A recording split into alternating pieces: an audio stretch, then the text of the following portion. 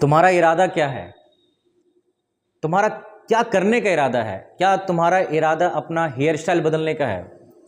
क्या तुम्हारा इरादा कार खरीदने का है? दोस्तों, ऐसे सेंटेंसेस को हम बनाते कैसे हैं? ऐसे सेंटेंसेस को हम लोग फ्रेम कैसे करते हैं? तो चलिए आज की क्लास में मैं आपको सिखाने वाला हूं इरादा। तो दोस्तों, इरादा को इंग्लिश में हम कहते हैं इंटेंशन। क्या बोलते हैं दोस्तों? इंटेंशन कहते हैं। इंटेंशन का मतलब होता है इरादा। तो चलिए सबसे पहले एक सेंटेंस बनाते हैं। तुम्हारा इरादा क्या है?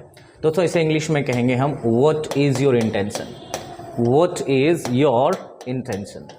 तुम्हारा इरादा क्या है?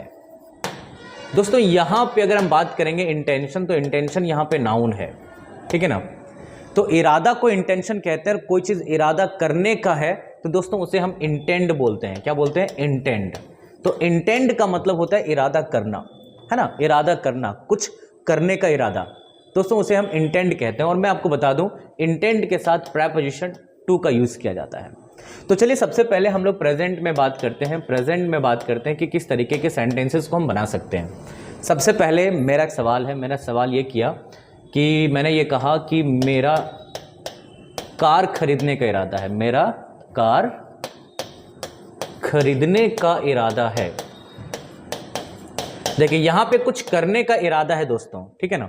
तो हम इंटेंड टू का यूज करेंगे। तो मैं यहां पे कहूंगा I intend to buy a car. यही चीज अगर थर्ड पर्सन सिंगुलर के लिए हो कि उसका स्कूटी खरीदने का इरादा है, तो दोस्तों वर्ब की फिफ्थ फॉर्म का यूज करेंगे। She intends to buy a scooty. She intends to buy a scooty. इस तरीके से सेंटेंस बनेगा हमारा। और अगर मेरा इरादा नहीं है, प्लूरल है, तो दोस्तों हम आई डोंट इंटेंड टू का यूज करेंगे, ठीक है ना। I don't intend to action, यहां पे वर्ब का यूज करेंगे। और अगर थर्ड पर्सन का इरादा नहीं है कुछ करने का, तो दोस्तों हम डज नॉट का यूज करेंगे, ठीक है ना। She does not intend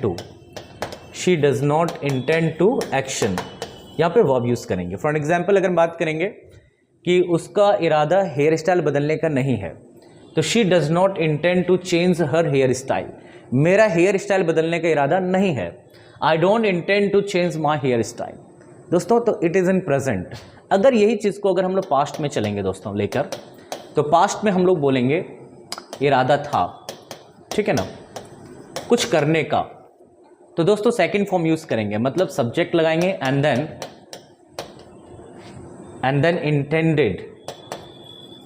intended लगाना है आपको, ठीक है ना। उसके बाद आपको क्या करना है, वर्ब टू लगाना है एंड देन वर्ब की फर्स्ट फॉर्म। फॉर एग्जाम्पल अगर मैंने ये कहा कि मेरा इरादा बाइक खरीदने का था, तो मैं यहां पे दोस्तों मुझे कहना होगा I intended to buy a bike, ठीक है ना। और अगर मेरा इरादा नहीं था, तो दोस्तों पास्ट एंड डेफिनिट में डिड नॉट का यूज किया जाता है। और जब डिड आता है सेंटेंस में, तो हमेशा वर्ब की फर्स्ट फॉर्म आता है, ठीक है ना। तो करेक्ट सेंटेंस क्या हो जाएगा? I did not intend to buy a bike. तो दोस्तों इंटेंशन का मतलब इरादा होता है और इंटेंड का मतलब होता है कुछ करने का इरादा, ठीक है ना। तो what do you intend to do?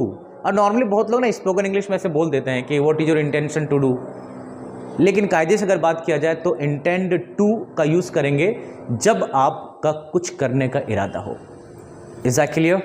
तो ऐसे ही इंटरेस्टिंग वीडियोस के लिए, ऐसे ही फैक्ट्स के लिए आप हमें फॉलो कर सकते हैं। नमस्कार दोस्तों, थैंक यू।